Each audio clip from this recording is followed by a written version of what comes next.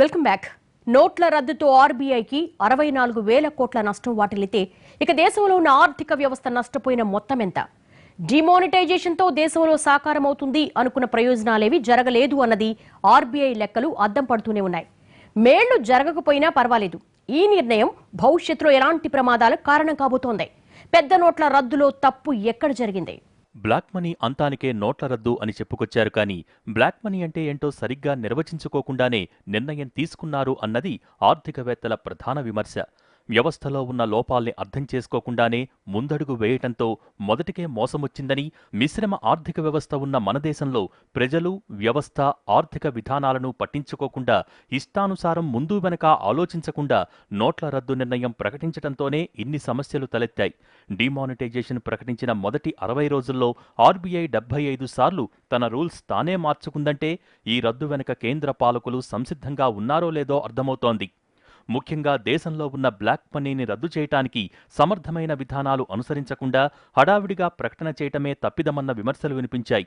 నిజానికి ఇప్పటివరకు బ్లాక్ మనీని బయటపెట్టడానికి కేంద్రం ప్రయోగించే వాలంటరీ డిస్క్లోజర్ స్కీములను మరో 4-5 సార్లు ప్రవేశపెట్టి ఉన్నా ఇంతకన్నా పెద్ద మొత్తంలో ప్రభుత్వానికి ఆదాయం వచ్చి ఉండేది. దాంతోపాటు ఆర్బీఐకి 64,000 కోట్ల నష్టం జరిగి ఉండేది కాదు. భారత్ ప్రధానంగా నగదు ఆధార ఆర్థిక వ్యవస్థని, దాన్ని మార్చటమే తమ లక్ష్యమన్నది కేంద్ర పాలకులు చెప్పుకొచ్చిన మాట. అంటే ఇండియాను క్యాష్లెస్ ఎకానమీగా మార్చడానికే కానీ బ్లాక్ మనీ వెలికితీతకు కాదన్నది అప్పుడే అర్థమైపోయింది. ప్రపంచంలో లెస్ క్యాష్ ఎకానమీలు ఉన్నాయి, కానీ క్యాష్లెస్ ఎకానమీలు లేవు. 100% అక్షరాస్యత ఉన్న యూరప్ దేశాల్లో కూడా క్యాష్లెస్ ఎకానమీలు లేవు. పైగా ఇలాంటి ఆర్థిక ప్రయోగాలు ఎంత ప్రమాదకరమో గ్రీస్, ఇటలీ, వెనుజులా దేశాలు పడుతున్న ఇబ్బందులు చూస్తేనే అర్థమవుతోంది. మన దేశం అంత స్థాయిలో ఇబ్బందులు పడకుండా నిలదొక్కుకోవటానికి కారణం నేటికీ బలంగా ఉన్న మన మూలరంగాలే. నోట్ల రద్దుతో మూలరంగాలు కూడా తీవ్రంగా నష్టపోయినా కొన్నాళ్లకే కోలుకున్నాయి. పెద్ద నోట్లతో చెప్పుకొచ్చిన లక్ష్యాలు నెరవేరకపోగా దేశ ఆర్థిక వ్యవస్థ అత్యంత దారుణంగా దెబ్బతింది. డిమానిటైజేషన్తో దేశవ్యాప్తంగా అసంఘటిత రంగం తీవ్రంగా నష్టాల పాలైంది.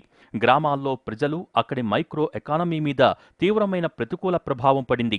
డిమానిటైజేషన్ వల్ల జీడీపీ వృద్ధి రేటు 1.5 నుంచి 2% వరకు క్షీణించింది.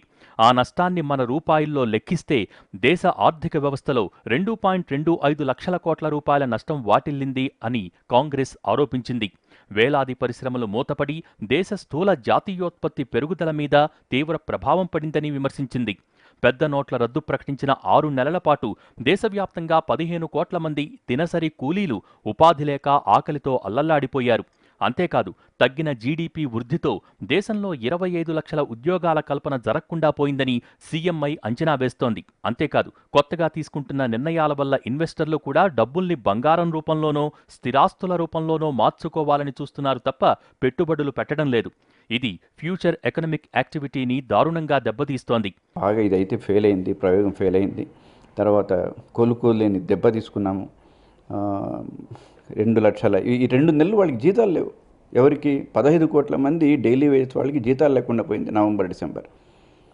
తర్వాత ఆలోచిస్తే ఎంతమైంది? ఆ చార్మినార్లోనే నాకు తెలిసి 1,00,000 మంది వ్యాపారం మూసుకున్నామని చెప్పారు జనవరి, ఫిబ్రవరి 2017లో. ఇంత అరాచకానికి, అంటే ఇది ఆర్థిక అరాచకం. ఇది ఎక్కడో అడవుల్లో ఉండి నక్సలైట్స్ చేసేదానికన్నా కూడా ప్రమాదకరంగా ఈయన ఆర్థిక రంగంలో ఈ విధంగా ప్రవర్తించాడు. ఇప్పుడైనా మేలుకొని ఈ వెనకబడ్డాయి, అంటే ఈ బాగా చతికిలబడ్డ ఆర్థిక రంగాన్ని ముందుకు తీసుకురావాలి. ఉద్యోగాల గురించి ఆలోచించాలి. ఎలక్షన్స్ దగ్గరొస్తున్నాయని చెప్పి మళ్ళీ పిచ్చి పథకాలు వేయకుండా కాస్త జాగ్రత్తతో ఉంటే మళ్ళీ దేశ ఆర్థిక రంగం కొంచెం గాడిలో పడే అవకాశం ఉంటుంది. నోట్ల రద్దు అయితే 100% ఫెయిల్యూర్. డిమానిటైజేషన్తో కుదేలైపోయిన ఆర్థిక వ్యవస్థ మీద జీఎస్టీ భారాన్ని మోపటంతో ప్రజలు విలవిల్లాడిపోతున్నారన్న విమర్శలు వినిపిస్తున్నాయి. గడిచిన 2 ఏళ్లలో కేవలం ఈ 2 నిర్ణయాల వల్ల దేశంలో కోట్ల మంది ప్రజలపై ప్రత్యక్షంగా భారం పడుతోంది. ధరలు పెరిగాయి, అవి పెరుగుతూనే ఉన్నాయి.